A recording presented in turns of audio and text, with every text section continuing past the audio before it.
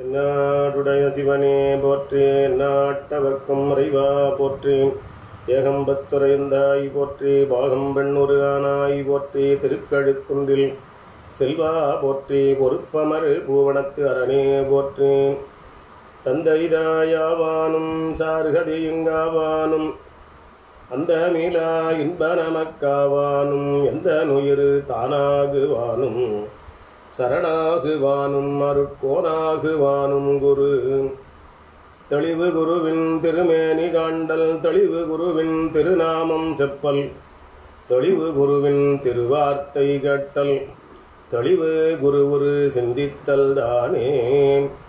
பூழியர்கோன் வெப்பொழித்த புகழியர்கோன் கடல் போற்றி, ஆழிமிசை கல்மிதப்பில் அணைந்த பிரானடி போற்றி, வாழி திருநாவலூர் வந்தொண்டர் பதம் போற்றி, ஊழிமலி திருவாத ஊரரு திருத்தாள் போற்றி, தில்லை வாழந்தணரே முதலாக சீர்படைத்த தொல்லையதாம் திருத்தொண்டத் தொகையடியார் பதம் போற்றி, ஒல்லையவரு புராண கதை உலகறிய விரித்துரைத்த செல்வமலி குண்டத்தூர் செக்கிழாரடி போற்றி, ஈராண்டில் சிவஞானம் பெற்றுயர்ந்த மெய்கண்டார் இணைத்தாள் போற்றி, நாராண்ட பல்லடியார் கருள் பொறிந்த அருள் நந்தினற்றாள் போற்றி, நீராண்ட கடந்த நகர் மறைஞான சம்பந்தரு நிழற்றாள் போற்றி, சீராண்ட தில்லை நகர் உமாபதியாறு செம்பதுமத்திருத்தாள் போற்றி போற்றி, அருட்குருநாதர் சோமசுந்தர நாயகர் திருவடிகள் போற்றி போற்றி,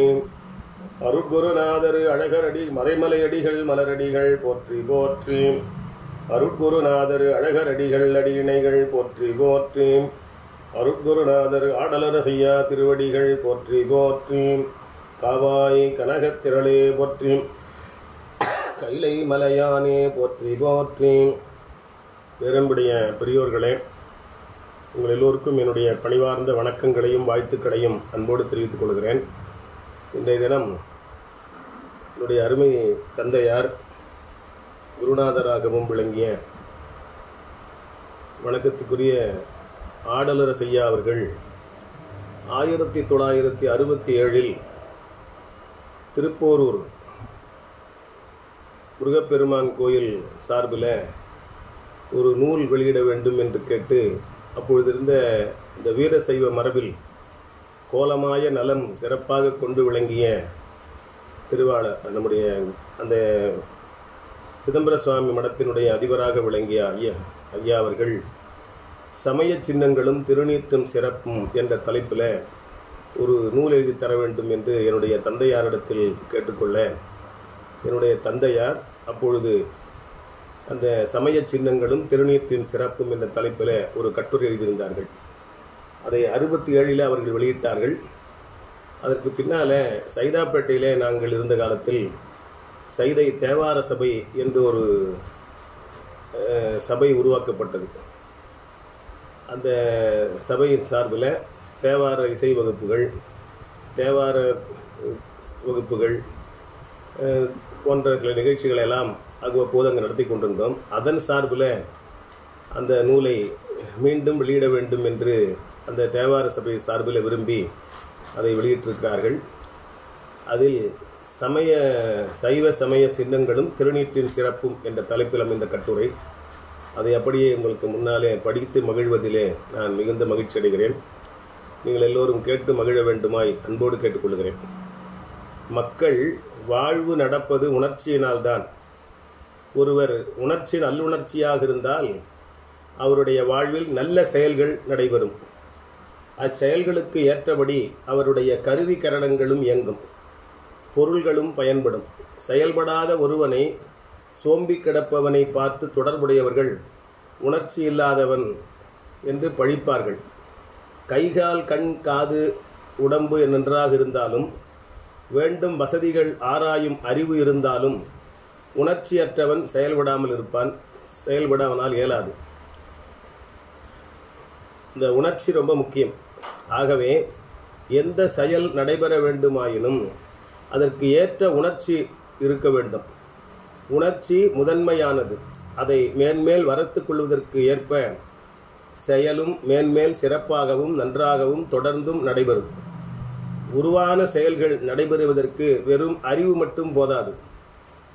அந்த செயல்களுக்கு நாம் செய்ய வேண்டும் என்கிற உணர்ச்சியும் அது வேண்டும். திறமையாக செயல்படுவதற்கு வேண்டுமானால் அறிவும் பொருளும் ஓரளவு பயன்படும். செயல்முகமான உணர்ச்சி முடுகி எழுவதற்கு தக்க சூழல்களும் கண் காது முதலிய கருவிகரணங்களும் விருந்தாகும். கவர்ச்சியான பொருள்களும் ஒலிகளும் பெரிதும் பயன்படும். அறிவும் பொருள் வசதிகளும் குறைவாக இருந்தாலும் கூட உணர்ச்சி மிகுதியாக இருப்பவன் முயற்சி செய்து கொண்டே செயலில் இறங்கிவிடுவான். மங்காத உணர்ச்சி அதனால் மேற்கொள்ளும் விடாமுயற்சிகளால் எடுத்துக்கொண்ட செயல்களும் வேண்டும் அறிவும் பொருள்களும் ஆற்றல் முதலியவும் படிப்படியாக வந்து அமைந்துவிடும். ஒரு கருத்தும் அது பற்றிய அறிவும் உணர்ச்சியும் பரவுவதற்கு, அதன் தொடர்பான செயல்கள் நிகழ்வதற்கும் அதற்கென்று எண்ணி அமைக்கப்பட்ட கொடிகளும் சின்னங்களும் அடையாளங்களும் முழக்கங்களும் ஒலி அமைப்புகளுமெல்லாம் எங்கும் எழுப்பப்பட வேண்டும். உரிய செயல் இடங்களும் ஆங்காங்கே அமைதல் வேண்டும். இக்காலத்தில் அரசியல் முதலிய பல்வேறு இயக்கங்களை சார்ந்தவர்களும் இவ்வுண்மைகளை நன்கு அறிந்திருக்கிறார்கள். எங்கும் தம் கொடிகளையும் சின்னங்களையும் பொறித்து முழக்கங்களை எழுப்பி ஊர்வலங்களையும் கூட்டங்களையும் நடத்தி கொண்டு தம் இயக்கங்களை வலுப்படுத்திக் கொள்ளுகிறார்கள். தம் கருத்துக்களை எங்கும் பரவச் செய்கிறார்கள். வெவ்வேறு இயக்கங்களைச் சேர்ந்தவர்கள் மேற்கொள்ளுகிற இத்தகைய நிலைகளினால்தான் மக்களுக்குள் வேறுபாடுகளும் காழ்ப்பு உணர்ச்சிகளும் வன்முறைகளும் உண்டாகவில்லையா? உண்டாகின்றன. அதனால் இயக்கங்களை யாரும் வேண்டியதில்லை என்று சொல்லுவதே இல்லை. வன்முறைகளை மட்டுமே கண்டிக்கிறார்கள். ஆனால் ஒழுக்கத்தை, அனுபவ ஞானத்தை, அன்பை அடிப்படையாக கொண்ட சமயங்கள், மதங்களை மட்டும்தான் அவைகளின் மக்களிடையே வேறுபாட்டையும் வெறியவும் உண்டாக்குவதாக கூறி அருள்நெறி தொடர்பான அடையாளங்கள், சின்னங்கள், முழக்கங்கள் மட்டுமே பகுத்தறிவாளர்கள், சீர்திருத்தக்காரர்கள் என்று தம்மைத்தாமே கூறிக்கொள்பவர் பலர் வெறுக்கின்றார்கள், வேண்டாம் என்கின்றார்கள். அவற்றால் மட்டும் மக்களுக்குள் வேறுபாடும் அமைதிக்கும் குறைவு ஏற்படுகின்றன என்பது போன்ற கருத்துக்களை அவர்கள் பரப்புகிறார்கள். மக்கள் உணர்ச்சி எக்காலத்திலும் அவ்வக்கால சூழ்நிலை, அவர்களுக்கு ஏற்படுகிற அறிவு வளர்ச்சி, தேவைகளுக்கு ஏற்பட்ட வேறுபட்டே இருக்கும். தெளிந்த அறிவுள்ளவர்கள், அருளாளர்கள் எப்போதும் வேறுபாட்டை கருத மாட்டார்கள், வெறி கொள்ளவும் மாட்டார்கள். அவரவர் நிலைக்கு மதிப்பு கொடுத்து வேற்றுமைகளில் ஒற்றுமையை காண நிலைநாட்ட முயல்வார்கள். பெரும்பாலான இயக்கங்கள், அதாவது அரசியல் உட்பட்ட பல்வேறு இயக்கங்கள் உலகியலை, பொருளாதாரத்தை அடிப்படையாக கொண்டவையாகவே இருக்கின்றன. அந்த இயக்கக்காரர்கள் தம் நிலையிலிருந்து சூழ்நிலைக்கு ஏற்ப மாறிவிடவும் கூடும், மாறியும் விடுகின்றனர். தம் கொள்கை குறிக்கோள்களையும் மாற்றிக்கொள்கின்றார்கள். ஆனால் சமயம், மதம் முதலியன அறிவை, அன்பை, அருளை, மனித நிலைக்கு மேம்பட்ட நிலையை அடையும் நோக்கத்தை அடிப்படையாக கொண்டுள்ளன. ஆகவே அவற்றில் ஈடுபடுபவர்கள் எளிதில் நிலை மாற மாட்டார்கள். அவர்கள் தம் உயிர் நலத்தை கருதுவராதலின் உண்மை சமயவாதிகள், மதவாதிகள் தமக்குள் வெறிகொள்ள மாட்டார்கள். தத்தமக்கு உரிய ஒழுக்கங்களை கடைப்பிடிப்பதிலேயே கருத்தாக இருப்பார்கள். உலகெங்கும் அமைதியான முறையில் அவ்வக்கால நிலைகளுக்கு ஏற்ப நிலையான சீர்திருத்தங்களை செய்து மக்களை நன்னெறிப்படுத்தியவர்கள் அருளாளர்கள் மட்டும்தான். காலத்துக்கு ஒவ்வாதன என்று கருதப்படுபவைகளையும் அவர்களே முன்னின்று விளக்கவும் உரிய திருத்தங்களை அமைதியாக செய்யவும் வல்லவர்களாக திகழ்கிறார்கள். மேலே கூறப்பட்டுள்ள கருத்துக்களில் அடிப்படையில் நாம் சிந்தித்தால் எந்த செயலும் அகத்தும் புறத்தும் ஒத்த உணர்வோடு நடைபெற்றாலன்றி அதன் பயனை சிறப்பாக அடைய முடியாது என்பது விளங்கும். அகத்தே உணர்வாகவும் புறத்தே உருவான அடையாளங்கள், நிகழ்ச்சிகளாகவும் செயல்கள் நடைபெற வேண்டும். வெறும் வேடமோ, வெறும் உணர்ச்சியோ, வெறும் வெற்று பேச்சோ நல்ல பயனை தரமாட்டார். ஆதலின் எதற்கும் புறச்சின்னங்கள், பற்பல அதிகார நிலைகளில் உள்ள காவல்துறையினர் நீதிமன்றத்தை சார்ந்தவர்கள் உடை முதலிய அடையாளங்களை அமைத்துக் கொள்வது போல நாமும் அமைத்துக் கொள்ள வேண்டும். அச்சின்னங்களுக்கு உரிய செயல்கள் இல்லாமல் அவற்றை தம் வஞ்சக செயல்களுக்கு கேடயமாக பயன்படுத்துபவர்களையே கண்டித்தல் வேண்டும். அத்தகைய வஞ்சகர்களுக்கு இரட்டிப்பு தண்டனையும் கொடுத்தல் வேண்டும். வேட நெறி நில்லார் வேடம் பூண்டு என்பயன், வேட நெறி நில்லார் வேடம் பூண்டு என்பயன், தத்தம் சமயத் தகுதி நில்லாதாரை அத்தன் சிவன் சொன்ன ஆகம நூல் நெறி எத்தண்டமும் செய்யும் அம்மையில் இம்மைக்கே மெய்த்தண்டம் செய்வதல் வேந்தன் கடனே என்பன திருமூலருடைய திருமந்திர வாக்குகள். உரிய கருத்துக்களையும் செயல்களையும் கண்டு ஒருவரை மதிப்பதற்கும் போலிகளை தெரிந்து ஒறுப்பதற்கும் சின்னங்கள் மிகவும் உதவியாக கூட இருக்கும். குறிகளும் அடையாளமும் கோவிலும் நெறிகளும் அவர் நின்றது ஓர் நீர்மையும் அரிய ஆயிரம் ஆரணம் ஓதினும் பொறியிலீர் மனம் என் சொல் புகாததே என்பது நம்முடைய அப்பரடிகளுடைய கேள்வி. இப்படியெல்லாம் எண்ணி பார்த்தால் புறச்சின்னங்கள் இன்றியமையாதன என்பது உறுதிப்படுகின்றது. அக உணர்வையும் உரிய ஒழுக்கத்தையும் கட்டாயப்படுத்தும் சின்னங்களை வேண்டா என்றாலும் அவை எவ்வாறேனும் விளக்க முடியாதபடி நுழைந்துவிடும். இதுவே மக்கள் வாழ்வின் அமைப்பு முறை, இதுவே மக்கள் வாழ்வின் அடிப்படை நுட்பமுமாகும். இனி சின்னங்கள் அணிவது ஏன் என்றும் திருநீறு பற்றிய சில உண்மைகளையும் எண்ணி பார்க்க வேண்டும். மக்கள் வாழ்வு கருத்துள்ளதாக இயங்க வேண்டும். கருத்தற்ற வாழ்வு விலங்கு வாழ்க்கை. கருத்துக்களை தெரிவிப்பதற்கும் பரப்புவதற்கும் அவற்றை உணர்ச்சி நிலை கொண்டு போய் செயல்முகப்படுத்துவதற்கும் மனிதன் ஆதிகாலம் முதலே தான் பெற்று வரும் அடைவுகளால், அதாவது அனுபவங்களால் பற்பல சாதனங்களை கண்டிருக்கிறான், மேலும் கண்டுகொண்டே வருகிறான். கருத்து பரவுதலுக்காகவும் உணர்ச்சி பெருக்குகவும் மனிதன் கண்ட சாதனங்கள் கண், கைச்சாடைகள், ஒலி அமைப்புகள், கொடி, உடை முதலிய பொருள் அடையாளங்கள் போன்றவை முதன்மையானவை, அடிப்படையும் ஆனவை. வாழ்வின் எத்துறை கருத்துக்களும் இச்சாதனங்களை அடிப்படையாக கொண்டே பல்வேறு செயல்களாக உருவெடுத்து பரவி சிறக்கின்றன. பல்வேறு நாட்டினரின் மொழியும் இயல், இசை, நாடகம் முதலிய கலைகளும் அவற்றின் கருத்துக்களும் செயல்களும் அடங்கிய சமயம், அரசியல், வாணிபம், போர் முதலிய வாழ்வியல் அமைப்புகளுமெல்லாம் இவற்றின் விளைவாகவே வருகின்றன. இவற்றால் வேற்றுமை விளைவது உண்மையே எனினும் வாழ்வின் சிறப்புக்கும் வளத்துக்கும் பல வகை நுகர்ச்சிகளுக்கும் ஏன் பாதுகாப்பும் கூட வேற்றுமை இன்றியமையாதது என்பதை நுணுகி பார்த்தால் தெரிய வரும். பல கிளைகளாக பிரிந்து வளராமல் ஒரு மரம் முழுவதும் அடிமரம் போலவே இருக்குமானால் அதன் பூ, காய், கனிகள் எப்படி நிரம்ப கிடைக்கும்? வேறுபட்ட விரல்களில்லாத கை எப்படி நமக்கு பயன்படும்? பல பிரிவாக இருந்து கடமைகளை செய்து பொது நன்மையை அடைய ஒன்றுபடுவதே நாட்டுக்கும் நலம், வீட்டுக்கும் நலம். அதனால் கருத்தும் பயனும் உள்ள வேற்றுமையும் வேண்டும், வேற்றுமைக்கு இடையே ஒற்றுமையும் வேண்டும். வேற்றுமைகளை அழிவுக்கு பயன்படுத்தாமல் நன்மைகளுக்கு பயன்படுத்தி அவரவர் போக்கின்படி அவற்றில் படிந்து நலன் தீங்குகளை அடைவால் அறிந்து முன்னேறுமாறு செய்தல் வேண்டுமே ஒழிய அவற்றையெல்லாம் ஒழிப்போம் என்று கச்சை கட்டி கொண்டு செயல்படுவது எந்த வகையிலும் பயன் தராது. அதனால் வேற்றுமைகள் மேலும் மேலும் வளர்ந்து கலகம் விளையும். வேற்றுமையால், அதாவது அவற்றை தீமைக்கு பயன்படுத்துவாரேயானால் வரக்கூடிய தீமைகளை ஒழிக்கவே எல்லா சமயங்களும் அரசும் பொது அன்பையும் பொது நீதி மற்றும் ஒழுங்கையும், அதாவது அமைதியையும் சட்டத்தையும் நிலைநாட்டுவதற்கு வற்புறுத்துகின்றன.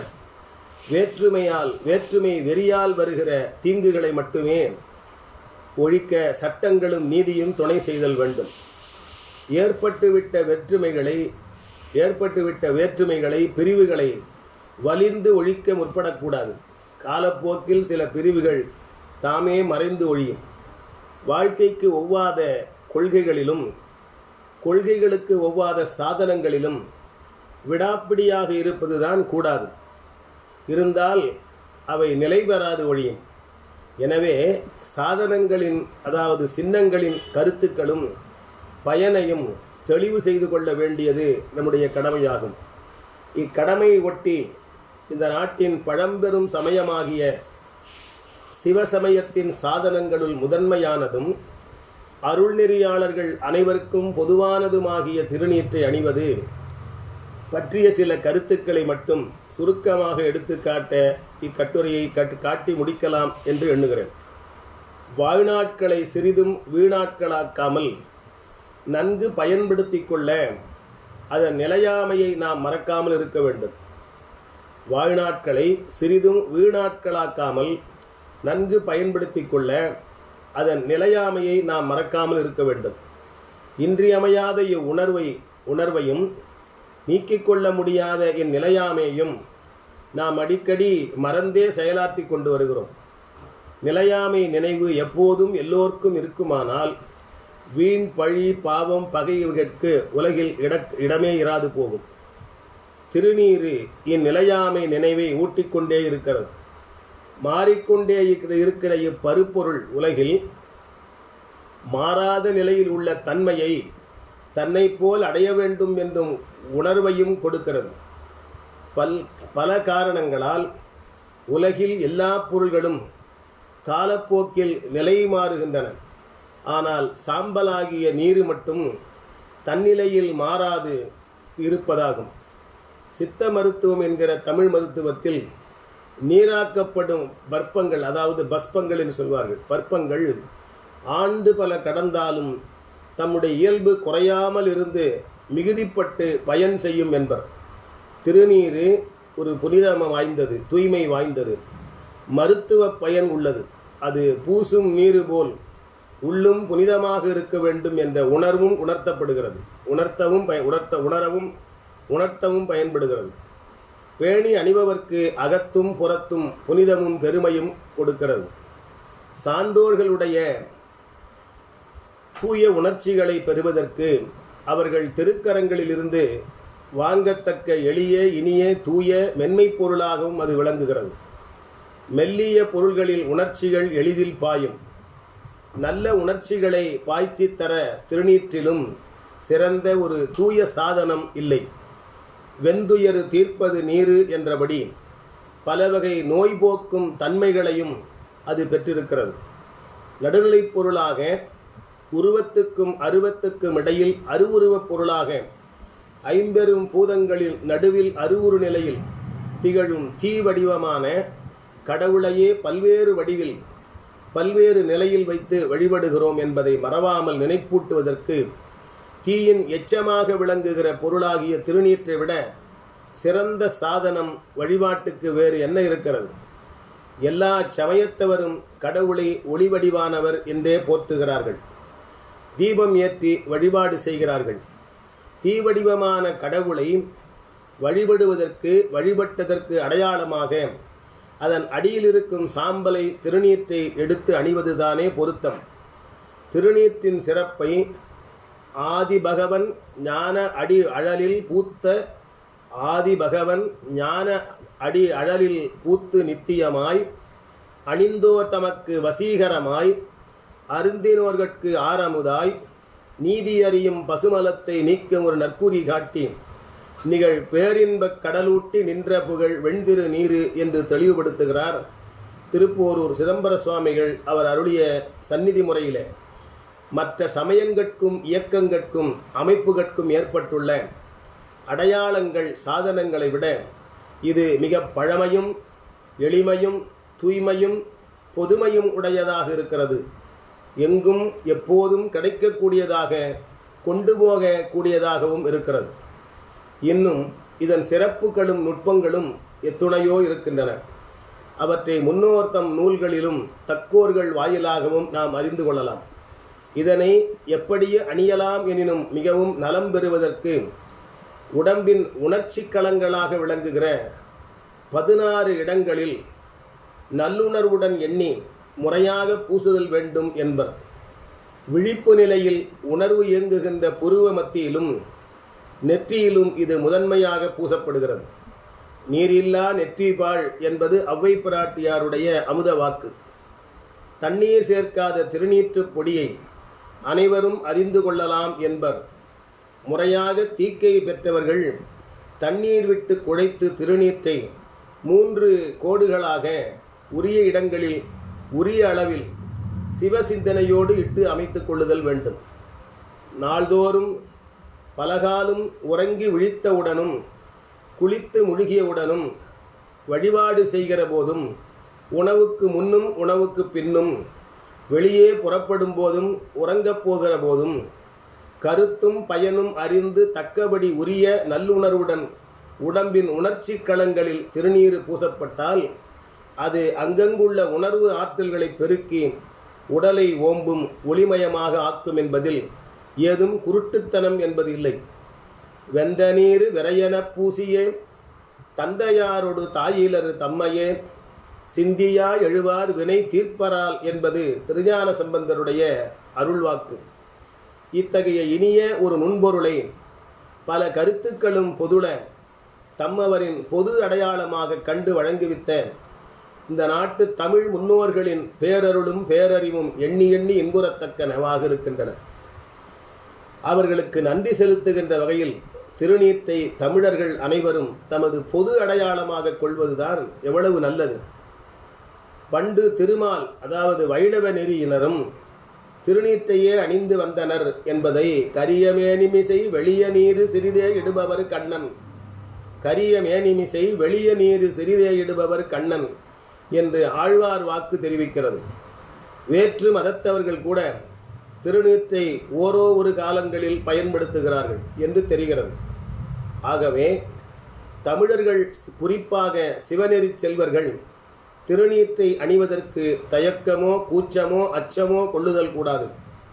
கங்காளன் பூசும் கபசத் திருநீற்றை மங்காமல் பூசி மகிழ்வீரே ஆமாகில் தங்கா வினைகளும் சாரும் சிவகதி சிங்காரமான திருவடி சேர்வரே என்றும் இன்னும் பலவாறும் திருமூலர் பெருமானும் படைக்கலமாக உண்ணாமத்து எழுத்து 5 என் நாவில் கொண்டேன் இடைக்கலம் அல்லேன் எழுபிறப்பும் உமக்கு ஆட்செய்கின்றேன் துடைக்கினும் போகேன் தொழுது வணங்கி தூநீர் அணிந்து உன் அடைக்கலம் கண்டாய் அணிதில்லை சிற்றம்பலத்து அரணே கருவாய் கிடந்து உன் கடலே நினையும் கருத்து உடையேன் உருவாய்த் தெரிந்து உந்தன் நாமம் பயின்றேன் உனதருளால் திருவாய் பொலிய சிவாய நமையென்று நீரணிந்தேன் தருவாய் சிவகதினி பாதிரி புலியூர் அரணே என்றும் இன்னும் பல்வேறு வகைகளிலும் திருநீர் அணிதலை சிறப்பித்தும் வற்புறுத்தியும் ஆளுடைய அரசராகிய நாவுக்கரசரும்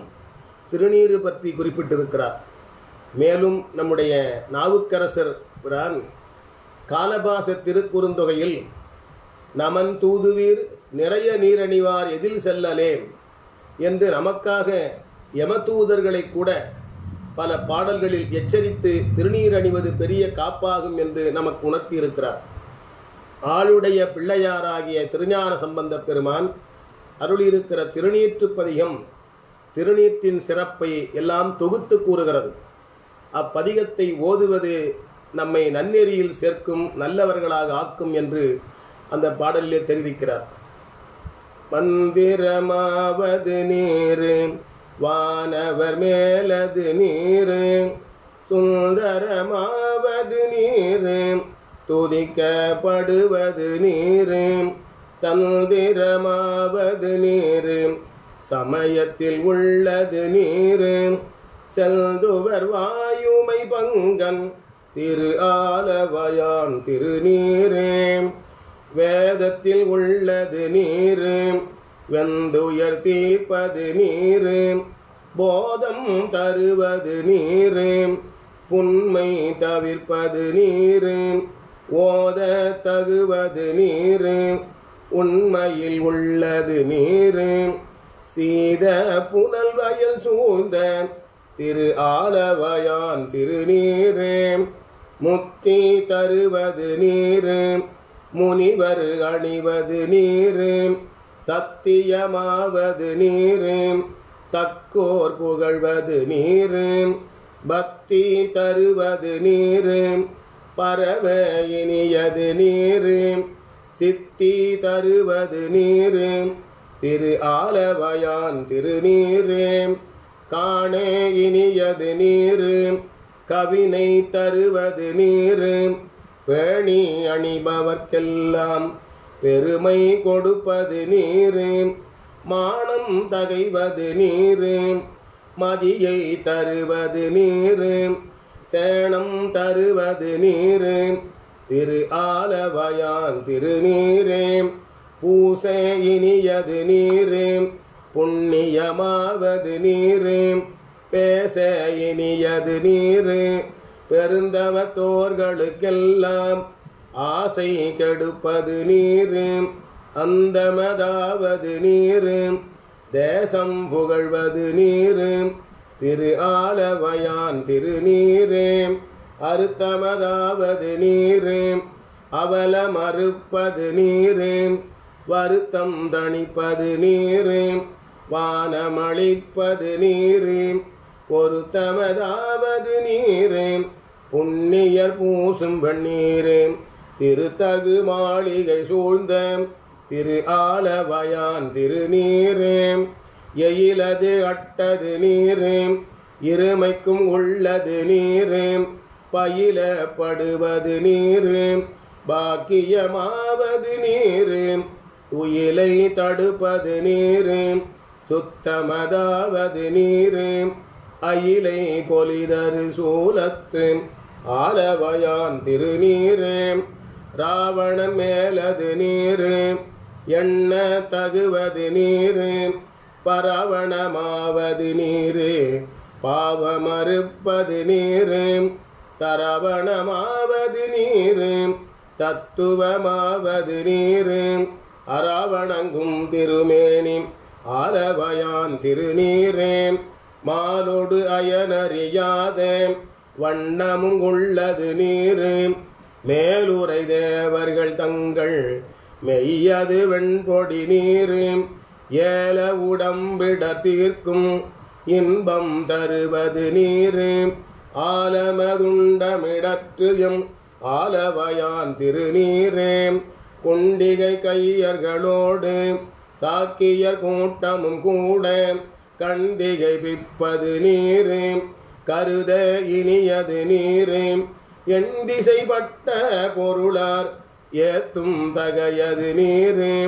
அண்டத்தவர் பணிந்தேத்தும் ஆலவயான் திருநீரே ஆற்றலடல் விடையேறும் ஆலவயான் திருநீற்றை போற்றி புகழினிலாவும் பூசுரன் ஞான சம்பந்தன் தேற்றி தென்னங்குடல் உற்ற தீப்பிணியாயின தீர சாற்றிய பாடல்கள் 10 வல்லவர் நல்லவர் தாமே சாற்றிய பாடல்கள் 10 வல்லவர் நல்லவர் தாமே. நம்முடைய நம்பி ஆரூரராகிய சுந்தரமூர்த்தி சுவாமிகள் திருநீறு மெய்பூசி உந்தன் தாளே வந்தடைந்தேன் தலைவா என ஏன்றுகொள் நீ என்றும் மறிவில்லாத வெண்ணீரு பூசுதல் மண்ணு மொந்தடைந்தேன் என்றும் நீரு பூசி நினைப்பவர்தம் உள்ளத்தனாகி என்றும் பொய்யாத வாய்மையால் பொடி பூசி என்றும் தம் திருப்பாட்டில் பல இடங்களில் திருநீறு பற்றி குறிப்பிட்டு பாடியிருக்கிறார். ஆளுடைய அடிகளாகிய மணிவாசகப் பெருமான் சைவராகப் பிறந்தும் வெண்ணீரு அணிகிலாதவரைக் கண்டால் அம்மனாம் அஞ்சுமாறே என்றும் திருமுண்டம் அதாவது திருநீரு திருமுண்டம் தீட்ட மாட்டாது அஞ்சுவார் அவரைக் கண்டால் அம்மனாம் அஞ்சுமாறே என்றும் கண்ணார நீரிட்ட அன்பர் என்றும் பலபடியாக குறிப்பிடுகிறார். தொண்டர் சீர் பரவும் தெய்வ செக்கிழார் பெருமான் திருநீற்றின் சிறப்பை திரு தொண்டர் புராணம் என்னும் பெரிய புராணம் முழுவதிலும் பல்வேறு இடங்களில் எடுத்து கூறி மங்கையர்க்கரசியாருடைய வரலாற்றில் பொங்கொழி வெண்ணீரு பொங்கொழி வெண்திரு நீரு பரப்பினாரை பொங்கொழி வெண்திரு நீரு பரப்பினாரை போற்றுவார் கடலெம்மால் போற்றலாமே என்றும் அடியார்கள் பூசும் நீரு போல் உள்ளும் புனிதர்களாக இருப்பார்கள் என்றும் தெரிவித்திருக்கும் பாங்கு எண்ணி எண்ணி உணரத்தக்கதாகும். அருவான் மும்மை நாயமான்களில் மூவர் ஏனாதி நாயனார், மெய்ப்பொருள் நாயனார், புகழ்ச்சோழ நாயனார் ஆகிய மூவரும் திருநீறு முதலிய சிவசின்னங்களுக்காகவே தம் உயிரை விட்ட பெருமக்கள். வேடமும் நீரும் விளங்க நிறுத்தல் வேண்டும் என்பது ஔவை பிராட்டியினுடைய அருள்வாக்கு. வேடம் என்பது உருத்திராக்கம் என்னும் சிவமணி பூணுதலையும் குறிக்கிறது. பேயன்ன புறச்சமயம் பிணக்கு நூல் வழியதனை, பேயன்ன புறச்சமயம் பிணக்கு நூல் வழியனைத்தும் பிழையேயன்றி வாயன்மை தெளிந்து சைவ சித்தாந்த வழி தேறி அதீத வாழ்வில் போயன்மி ஐந்தெழுத்தும் திருநீரும் கண்டிகையும் பொருளாக்கொண்ட நாயன்மார் திருக்கூட்டம் பணிந்து இறஞ்சும் பெரும்பேறு நான் பெற்றேனால் என்பது நம்முடைய மாதவ சிவஞான முனிவர் அருளிய பாடலாகும். ஆகவே சிவநெறியாளர்கள் மற்ற சமயத்தாரைப் போல தத்தம் சமய சின்னங்களை போற்றவும் அணிந்து மகிழவும் வேண்டும். தயங்குதல் கூடாது. கோலமாய நலம் என்று நாவுக்கரசர் பெருமான் குறிப்பிடுகிறார். உண்மை உணர்வுடன் தத்தம் அருள்நெறி சின்னங்களை போற்றுவதே எல்லா சமயத்தார்க்கும் இன்றியமையாத கடமையாக விளங்குகிறது. கடவுளை வழிபடுவதற்கு கோயிலுக்கு போக வேண்டும் என்பதில்லை, திருநீறு பூச வேண்டும் என்பது இல்லை. கடவுளை மனத்தாலே நினைத்தால் போதும் என்றெல்லாம் பேசுவது அருள்நெறி வளர்ச்சிக்கும் ஈடுபாட்டுக்கும் உகந்ததே அல்ல. நம்முடைய அருள்நெறி வளர்ச்சிக்கும் ஈடுபாட்டுக்கும் அவையெல்லாம் உகந்தவை அல்ல. நம் சமய சாத்திர நூல்களில் நல்ல பயிற்சியும் நல்ல தேர்ச்சியும் உடையவர்கள் கூட அருள்நெறியில் ஒழுகுவதற்கு அடிப்படை சாதனங்களாக விளங்குகின்ற திருநீறு அணிதல், ருத்ராக்கம் அணிதல் முதலிய வழக்கங்களை வற்புறுத்தாமலும் தாமும் அதனை கடைபிடிக்காமலும் கைக்கொள்ளாமலும் இருப்பது மிகவும் வருந்தத்தக்க கண்டிக்கத்தக்க நிலைகளாகும். பிற சமயத்தாரை மதித்து நம் சமய சின்னங்களை போற்றி ஒழுகுதல் வேண்டும். உண்மை அருள்நெறி உணர்ச்சியும் அதுவே ஆகும். சன்மார்க்கம் என்னும் பொதுநெறியும் அதுவே ஆகும். வெல்க பொதுநெறி, விளங்குக திருநீற்று சிறப்பு, ஆழ்க தீயவை, வாழ்க வையகம். தென்னாடுடைய சிவனே போற்றி, எந்நாட்டவர்க்கும் இறைவா போற்றி, திருக்கழுக்குன்றில் செல்வா போற்றி, பொறுப்பமரு பூவனத்து அரணே போற்றி, காவாய் கனகத்திரளே போற்றி, கையிலை மலையானே போற்றி போற்றி, ஆரூரமர்ந்த அரசே போற்றி, சீராறு திருவையாரா போற்றி, திருக்கழுக்குன்றில் செல்வா போற்றி, பொறுப்பமரு பூவனத்து அரணே போற்றி. இந்த அளவில் இன்றைய நிகழ்ச்சியை நிறைவு செய்து எல்லோருக்கும் என்னுடைய பணிவான வணக்கங்களையும் வாழ்த்துக்களையும் சொல்லி நிறைவு செய்கிறேன். நன்றி, வணக்கம்.